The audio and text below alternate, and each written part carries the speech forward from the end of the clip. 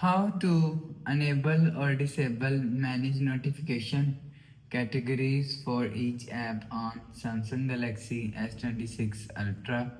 So let's start the video. First of all, go to app library. Now here, so click on settings app. Now in setting, scroll down and click on notifications. So after click on notifications, so click on advanced settings. So after click on advanced settings, scroll down and you will see manage notification categories for each app is here.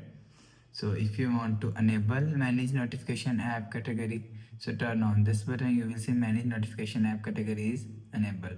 So if you want to disable manage notification categories app, so turn off this button, you will see manage notification categories app is disabled. So you will enable or disable manage notification categories for each app from here. So after the process, go back to home screen, refresh phone. So that's how you can enable or disable manage notification categories for each app on Samsung Galaxy S26 Ultra.